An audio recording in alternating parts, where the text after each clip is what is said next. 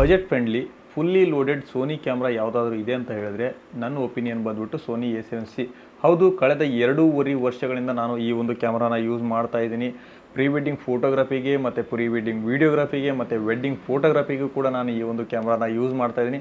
ಆ ಒಂದು user experience ಮೇಲೆ ನಾನು ನಿಮಗೆ ಅಡ್ವೈಸ್ ಮಾಡ್ತಾ ಇದ್ದೀನಿ. ಈ ಒಂದು ಕ್ಯಾಮ್ರಾ ನಿಜವಾಗ್ಲೂ ಬಜೆಟ್ ಫ್ರೆಂಡ್ಲಿ ಮತ್ತು ಮಾನ್ಸ್ಟರ್ ಅಂತ ಕೂಡ ಈ ಒಂದು ಕ್ಯಾಮ್ರಾಗೆ ಕರೀಬೋದು. ಯಾಕೆ ಅಂತ ಈ ವಿಡಿಯೋದಲ್ಲಿ ತಿಳಿಸ್ಕೊಡ್ತೀನಿ.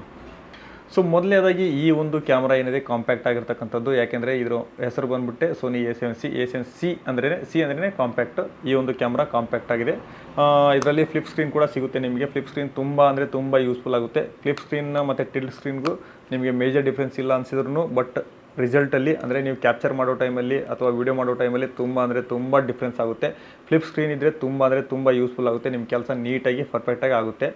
ಅದನ್ನು ಬಿಟ್ಟರೆ ಫೋಟೋಗ್ರಫಿಗೆ ಬಂದರೆ ಇದು 24.2 MP ಕ್ಯಾಮ್ರಾ ಆಗಿದೆ. Full frame camera. So professional ಫೋಟೋಗ್ರಫಿಗೆ ಬೇಸಿಕ್ಕಾಗಿ ಒಂದು ಫುಲ್ ಫ್ರೇಮ್ ಮತ್ತು ಒಂದು 24.2 MP ಕ್ಯಾಮ್ರಾ ಒಳ್ಳೆ ಮೆಗಾಪಿಕ್ಸೆಲ್ ಇರತಕ್ಕಂಥ ಕ್ಯಾಮ್ರಾ ಅಂತ ಹೇಳ್ಬೋದು. ಫೋಟೋಗ್ರಫಿಗೂ ಕೂಡ ನೆಕ್ಸ್ಟ್ ಲೆವೆಲ್ ಇದೆ. ನಾನು ಈ ಒಂದು ಕ್ಯಾಮ್ರಾದಲ್ಲಿ ಕ್ಯಾಪ್ಚರ್ ಮಾಡಿರ್ತಕ್ಕಂಥ ಫೋಟೋಸ್ಗಳನ್ನ ನಿಮಗೆ ತೋರಿಸ್ತೀನಿ. ಕೆಳಗಡೆ ಡಿಸ್ಕ್ರಿಪ್ಷನಲ್ಲಿ ಲಿಂಕನ್ನು ಕೂಡ ಕೊಟ್ಟಿರ್ತೀನಿ. ನನ್ನ ಒಂದು ಇನ್ಸ್ಟಾಗ್ರಾಮ್ ಲಿಂಕನ್ನು ಕೂಡ ಕೊಟ್ಟಿರ್ತೀನಿ ಮತ್ತು ಪಿಂಟ್ರೆಸ್ಟ್ ಲಿಂಕನ್ನು ಕೊಟ್ಟಿರ್ತೀನಿ. ಎರಡೂ ಅಕೌಂಟ್ಗಳಲ್ಲಿ ನಾನು ಏನು ಫೋಟೋಸ್ಗಳನ್ನ ಅಪ್ಲೋಡ್ ಮಾಡಿರ್ತೀನಲ್ಲ, ಸೊ ಮೋರ್ ದೆನ್ 90% ಈ ಒಂದು ಕ್ಯಾಮ್ರಾದಲ್ಲಿ ಕ್ಯಾಪ್ಚರ್ ಮಾಡಿರ್ತಕ್ಕಂಥ ಫೋಟೋಗಳು ಅವಾಗಿರ್ತವೆ. ರೀಸೆಂಟಾಗಿ ಕೆಲವೊಂದಿಷ್ಟು ಫೋಟೋಗಳು ಸೋನಿ A7 M4ಅಲ್ಲಿ ಹೊಡೆದಿರ್ತಕ್ಕಂಥ ಫೋಟೋಗಳಾಗಿರ್ತವೆ. ಅದನ್ನು ಬಿಟ್ಟರೆ 90% ಫೋಟೋಸ್ ಅಂದರೆ ಇವತ್ತಿನ ಡೇಟ್ವರೆಗೂ 90% ಫೋಟೋಸ್ ಈ ಒಂದು ಕ್ಯಾಮ್ರಾದಲ್ಲಿ ಹೊಡೆದಿರ್ತಕ್ಕಂಥ ಫೋಟೋಸ್ ಆಗಿರ್ತವೆ.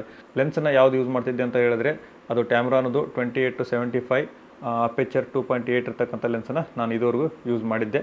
ಸೊ ಇವಾಗಲೂ ಕೂಡ ನಾನು ವೆಡ್ಡಿಂಗ್ ಫೋಟೋಗ್ರಫಿಗೆ ಇದೇ ಕ್ಯಾಮ್ರಾನ ಯೂಸ್ ಮಾಡ್ತಾಯಿದ್ದೀನಿ.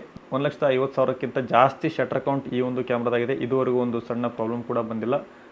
ಒಂದು ಸರ್ವಿಸನ್ನು ಕೂಡ ಮಾಡಿಸಿಲ್ಲ ನಾನು ಈ ಕ್ಯಾಮ್ರಾದ್ದು. ಆಲ್ಮೋಸ್ಟ್ ಕಲರ್ ಎಲ್ಲ ಹೋಗ್ಬಿಟ್ಟಿದೆ, ಬಟ್ ಸ್ಟಿಲ್ ವರ್ಕಿಂಗ್ ವೆಲ್. ಇನ್ನೂ 1-2 ವರ್ಷ ಈ ಒಂದು ಕ್ಯಾಮ್ರಾ ವರ್ಕ್ ಮಾಡ್ಬೋದು ಅಂತ ನನಗನ್ಸಿದೆ. ನೀವು ವಿಡಿಯೋಗ್ರಫಿ ವಿಷಯಕ್ಕೆ ಬಂದರೆ ಈ ಒಂದು ಕ್ಯಾಮ್ರಾದಲ್ಲಿ ಪ್ರೀ ವೆಡ್ಡಿಂಗ್ ಶೂಟ್ ಮಾಡೋದಕ್ಕೆ ಬೇಸಿಕ್ ಏನು ನೀಡ್ಸ್ ಬೇಕು ಅದೆಲ್ಲ ಈ ಒಂದು ಕ್ಯಾಮ್ರಾದಲ್ಲಿ ಇತ್ತು ಅಂತ ಹೇಳ್ಬೋದು. ಏನೇನು ಅಂತ ಹೇಳೋದಾದರೆ ಈ ಒಂದು ಕ್ಯಾಮ್ರಾದಲ್ಲಿ 120 ಫ್ರೇಮ್ ರೇಟ್ ಶೂಟ್ ಮಾಡ್ಬೋದು ನೀವು ಫುಲ್ HD. ಹಾಗೆ 4K 30 ಫ್ರೇಮ್ ರೇಟ್ವರೆಗೂ ಶೂಟ್ ಮಾಡ್ಬೋದು. ಬಟ್ 4K ಏನಿದೆ 30 ಫ್ರೇಮ್ ರೇಟ್ ನಮಗೆ ಯೂಸ್ ಆಗೋದಿಲ್ಲ.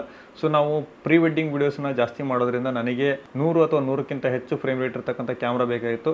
ಸೊ ಅದು ಬಜೆಟಲ್ಲಿ ಅಂದರೆ ಈ ಒಂದು A7Cನಲ್ಲಿ ಇತ್ತು.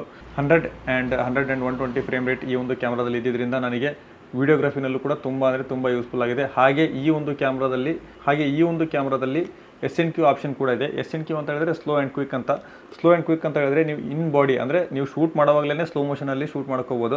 100 ಫ್ರೇಮ್ ರೇಟ್ ಇಟ್ಟು ಅಥವಾ 120 ಫ್ರೇಮ್ ರೇಟ್ ಇಟ್ಟು ನೀವು ಸ್ಲೋ ಮೋಷನ್ ಶೂಟ್ ಮಾಡ್ಕೊಂಡ್ರೆ ನಿಮಗೆ 4x ಅಥವಾ 5x ಸ್ಲೋ ಮೋಷನ್ ನಿಮಗೆ ಕ್ಯಾಮ್ರಾದಲ್ಲೇ ಶೂಟ್ ಆಗುತ್ತೆ.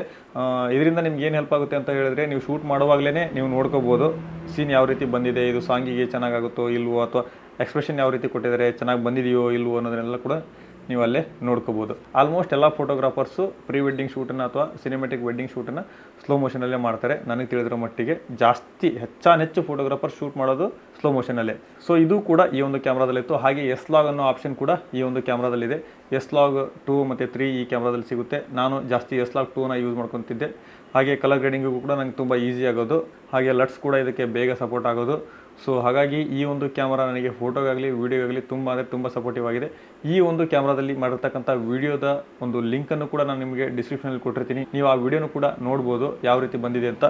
ಅದು ಈ ಒಂದು ಕ್ಯಾಮ್ರಾ ಮತ್ತು ಈ ಒಂದು ಟ್ಯಾಮ್ರಾಂದು 28-75 mm 2.8 ಅಪೆಚರ್ ಇರ್ತಕ್ಕಂಥ ಲೆನ್ಸನ್ನು ಯೂಸ್ ಮಾಡ್ಕೊಂಡು ಶೂಟ್ ಮಾಡಿರ್ತಕ್ಕಂಥ ವೀಡಿಯೋ ನನ್ನ ಹಳೆ ಪ್ರೀ ವೆಡ್ಡಿಂಗ್.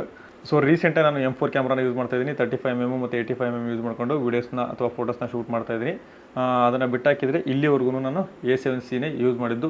ಅಗೇನ್ ನಾನು ಈಗಲೂ ಕೂಡ ಯಾರಿಗಾದರೂ ರೆಕಮೆಂಡ್ ಮಾಡಬೇಕು ಅಂತ ಹೇಳಿದ್ರೆ M4ಗಿಂತ ಈ ಒಂದು ಕ್ಯಾಮ್ರಾನೇ ರೆಕಮೆಂಡ್ ಮಾಡ್ತೀನಿ ಬಿಗಿನರ್ಸ್ ಇದ್ದರೆ. ಯಾಕೆ ಅಂತ ಹೇಳಿದ್ರೆ ಅರೌಂಡ್ 2 ಲಕ್ಷ ರೂಪಾಯಿ M4ಗೆ ಆಗುತ್ತೆ. ಬಟ್ ಈ ಒಂದು ಕ್ಯಾಮ್ರಾಗೆ ಏನಿದೆ ಬರೀ 1,25,000 ರೂಪಾಯಿ ಈ ಒಂದು ಕ್ಯಾಮ್ರಾ ಸಿಗುತ್ತೆ ಅಮೆಝಾನಲ್ಲಿ ಮತ್ತು ಫ್ಲಿಪ್ಕಾರ್ಟಲ್ಲಿ.